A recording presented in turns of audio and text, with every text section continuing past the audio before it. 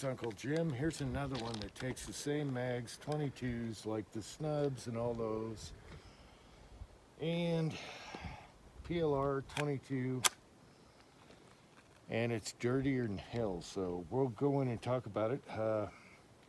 Let's see if it still works.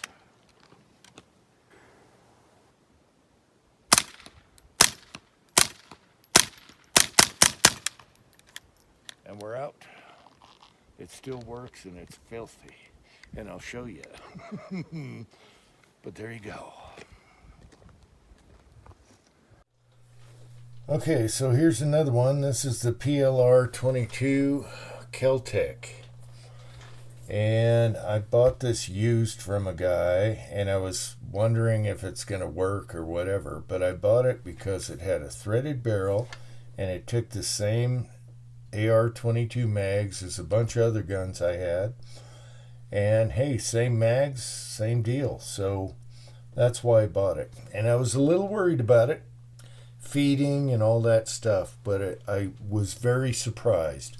This thing feeds almost anything. It is super reliable, and believe it or not, it groups really nice. It shoots good. So, man, I didn't even think to tell you what the barrel length is. 10-inch barrel. So a 10-inch barrel.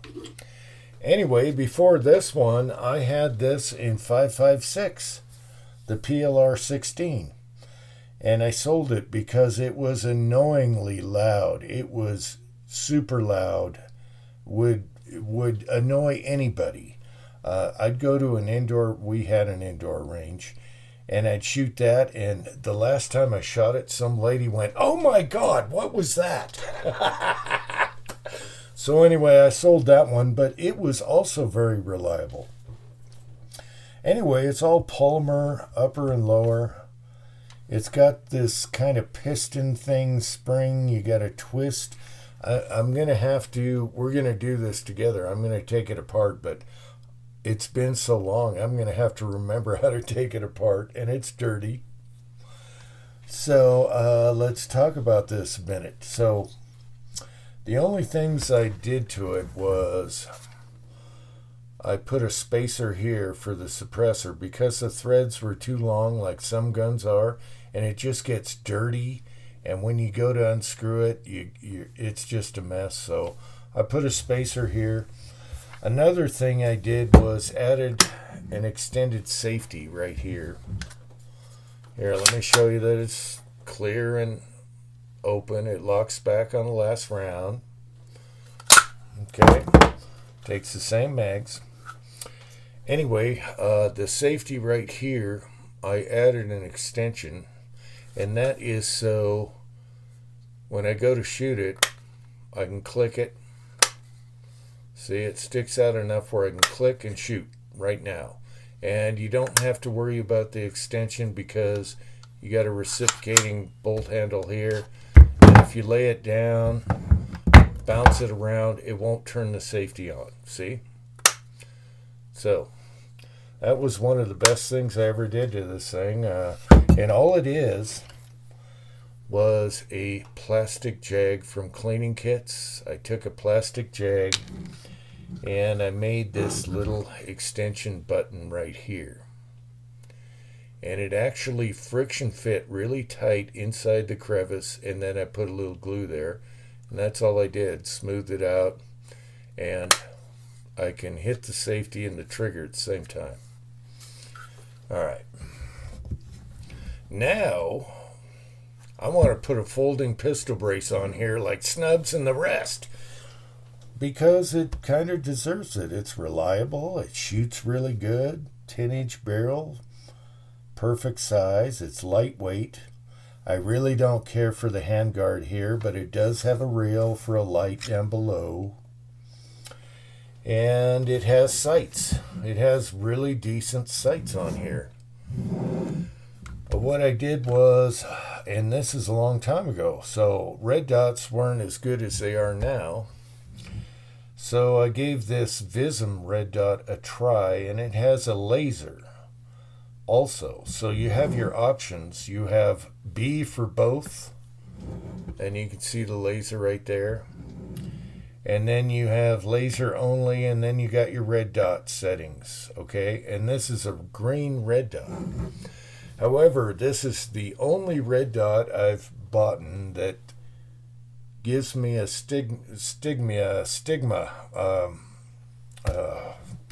Anyway, it's starburst. It's not a perfect round circle like all the dots we have now. And so I even sent it back. And under warranty, they said, yeah. And they sent me another one, same thing. It's not a perfect round dot unless you turn it way down. And so I don't have that problem with my eyes and red dots, but for some reason this isn't perfect. So I might take this off, put something else on. And then I realized that the laser is kind of acting up, so I tried a new battery, and it's screwed. Anyway, it still works as far as the green laser goes, the red dot goes, and the laser is red, and it's kind of iffy. So I don't know what's going on there.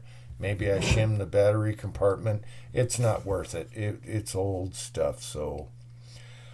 Anyway, let's take her down, and what I really want to do is figure out a way to put a Picatinny rail on the back here so I can put a folding pistol brace on there, and it's way better than shooting with the sling, because I've always shot it with the sling here on here, but I can convert this into a mount and have it shaped here where it sticks out and it can't go forward.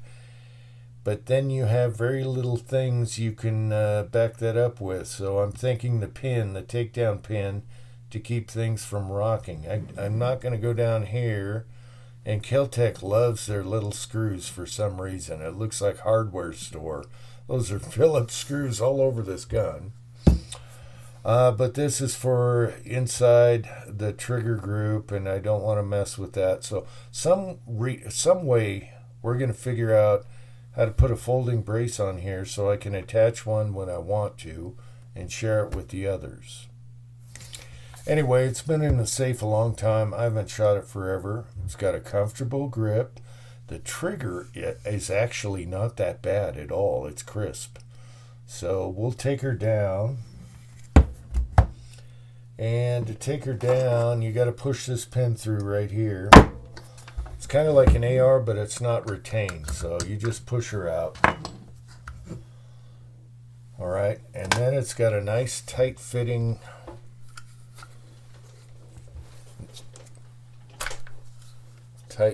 lower to the upper. Okay.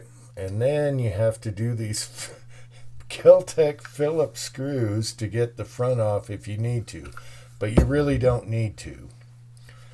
So the trigger, let's see if we can keep this rolling. The trigger on this one, anyway, is actually very crisp. It's not bad. It's not light, but it's not bad, and it's very crisp. Let's see if I can show you. Maybe the other side. Yeah. Okay. No, all you got is a little take up here and then the wall.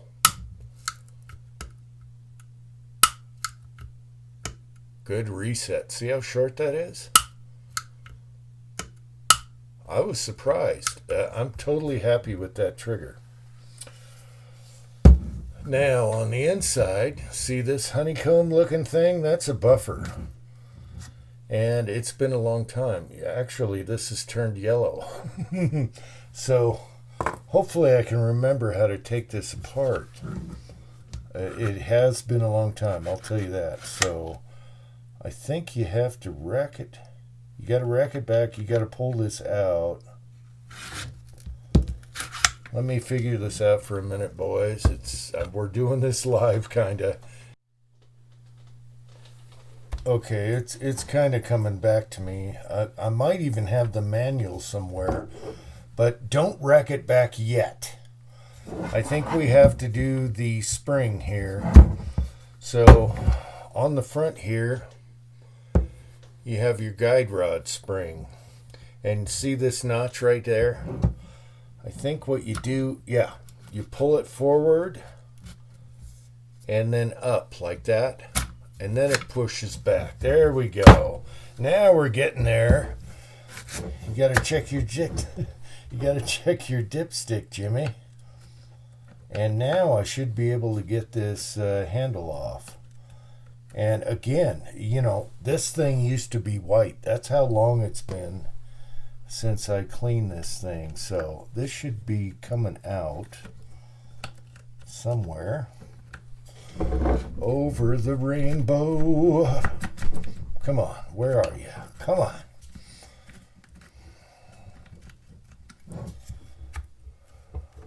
All right, let's save time. Oh, wait, I was gonna cut the video. I felt something. Come on, where are you? It's right there in the notch. Do you got to turn it or what? I don't know if there's even videos on these anymore. This should be coming out somewhere. Make sure I got this upright. Yeah. This should come out, and then the bolt should come out. I can see where it is. Aha! There we go. This is a monkey. All right, you can see part of the recoil spring here. Now we gotta get the bolt out. This is how you fumble with stuff, people. All right, so the bolt has to, oh, I can hear the grit. The grit sounds like sandpaper. All right, we got the assembly out. So there's your bolt. There's your recoil spring that's inside this tube. And you can twist this over. See the notch here? Let's do that. You can twist this over. See? Bam. And take your spring out. And I'm going to do that because this poor bastard's been neglected for so long. I'm definitely going to clean the tube and the recoil spring. But yeah, you got just a tiny bolt here. All right, which is amazing, and there's nothing to it. All right. So if you wanted to take the handguard off, as I recall, you unscrew this and both halves come off. And that's a hideous handguard. But this is old school, you know. At least it didn't have these all over the place where you couldn't even grab the thing. Anyway, now we can clean. So I'll clean in here. I could take this lower off with the screws, but I'm not. I'm just going to wipe her down, wipe the inside real quick. It's kind of a pain to get in there, but that's what I'm going to do. And we'll neglect it for another 10 years, 20 years. You can take these completely down if you got a Phillips screwdriver. All right. Okay, as far as the recoil spring, you really don't need any tools. This is a 1/2 inch right here, but all you can do it by your fingers, so that's easy. You just press down and turn it so it goes with the nut here. Recoil spring comes out, tube comes out, and there you go. Boom, bang, pow. Okay, I'm going to spray with G96 and spray down the tube, run a patch through here a few times, just like a barrel, and it'll be good to go. Where the hell am I? All right. Oh, it's got a block in the back. Okay. Won't go all the way through. Okay, ran into a little snag. I've never messed with this before, but this piece here just has a square notch. So what you have to do is it doesn't go all the way through the tube.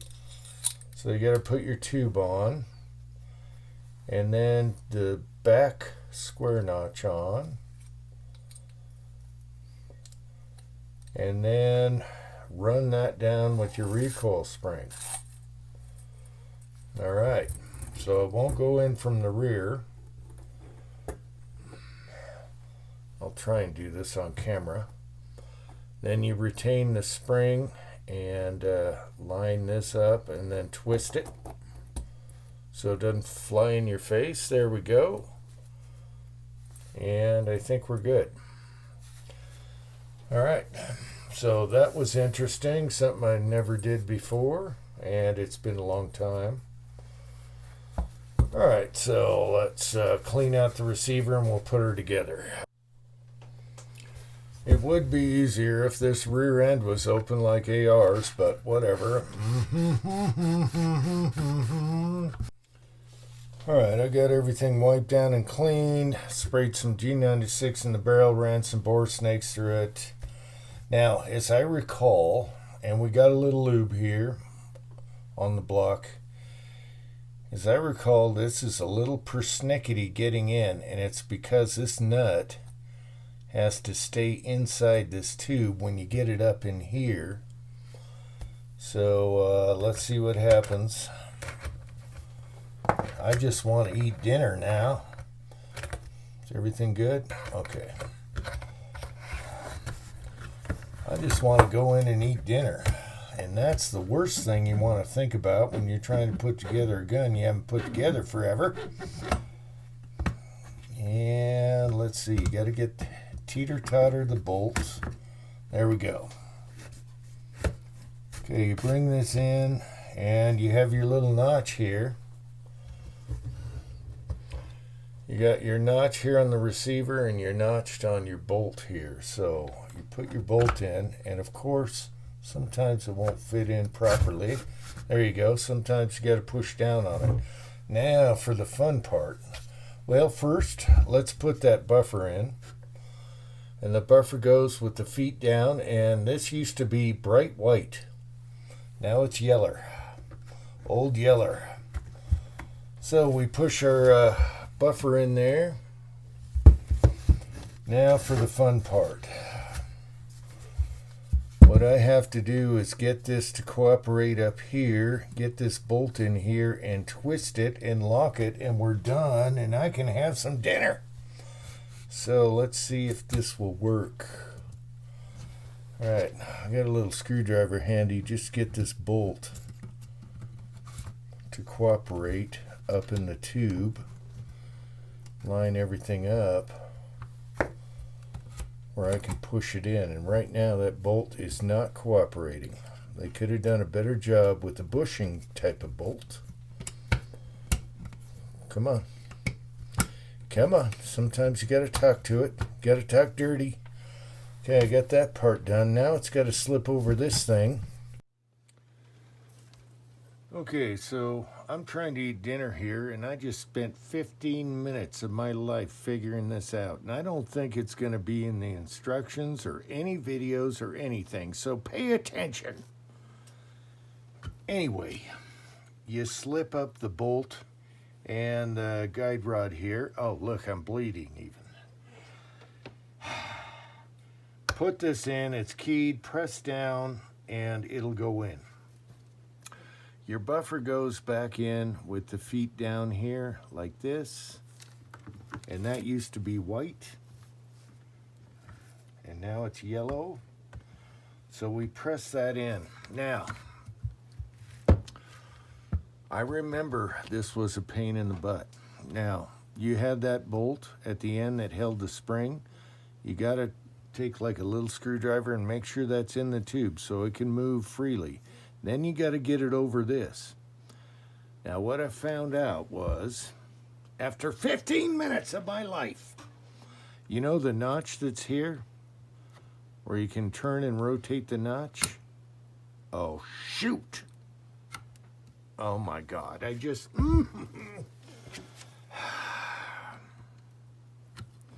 Okay, get this nut up so it goes into there. All right. And this is all under spring tension.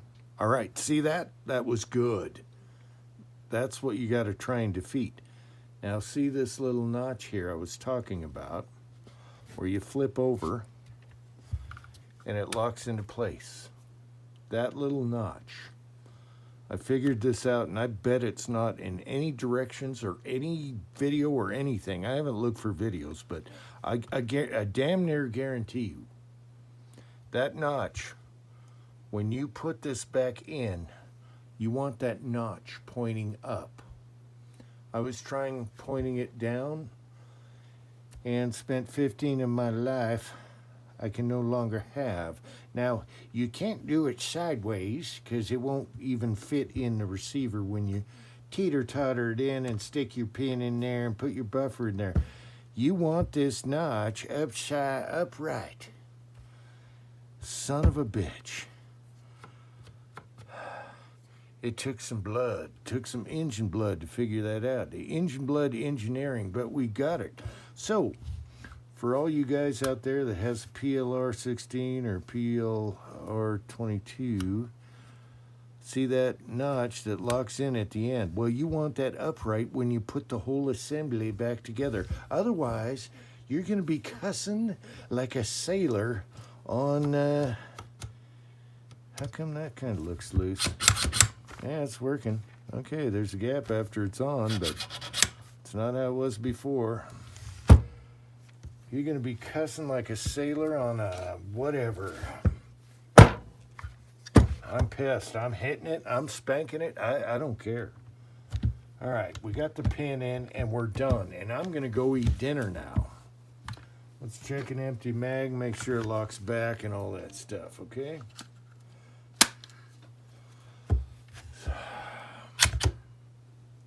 And we're done.